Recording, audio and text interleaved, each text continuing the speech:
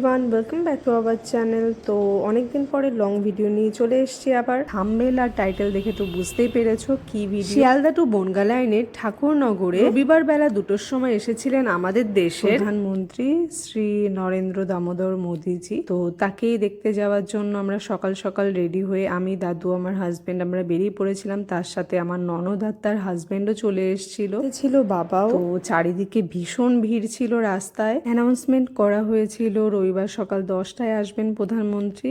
তো তাই জন্য আমরা তাড়াহুড়ো করে বেরিয়েছি, তাও লেট হয়ে গেছে। 11টার দিকে বেরিয়েছিলাম। আর এটা হলো সেই ঠাকুরনগর হাই স্কুলের মাঠ, যেখানে প্রধানমন্ত্রীর জন্য স্টেজ তৈরি করা হয়েছিল আরো ভেতরের দিকে। বাট আমরা সেখানে যাইনি, আমরা গেছিলাম যেখানে হেলিকপ্টার ল্যান্ড করবে সেখানে। এটা প্রথম দিকের একদম ফাঁকা টাইমে।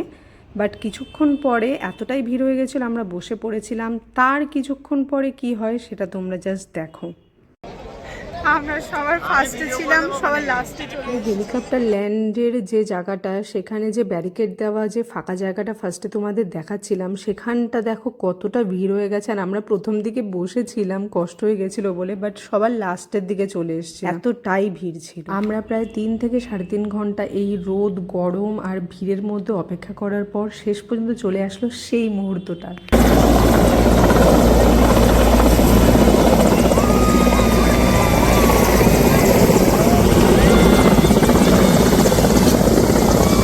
প্রধানমন্ত্রী মোদিজি চলে এসেছিলেন, তার হেলিকপ্টারও ল্যান্ড হয়ে গেছিল। আর ল্যান্ড করার সময় চারিদিকে একটা ঝড় বয়ে গেছিল, পুরো ধুলোয় ভরে গেছিল চারিদিকে। আর ভাগ্যবশত আমার হাজব্যান্ড একটা চেয়ার পেয়ে যাওয়া এই ভিড়ের মধ্যে মোদিজির এই ভিডিওটা ক্যাপচার করতে পেরেছিল। এত ভিড়ের মধ্যে এত দূর থেকে জুম করার কারণে এরকম আবছা এসছিল।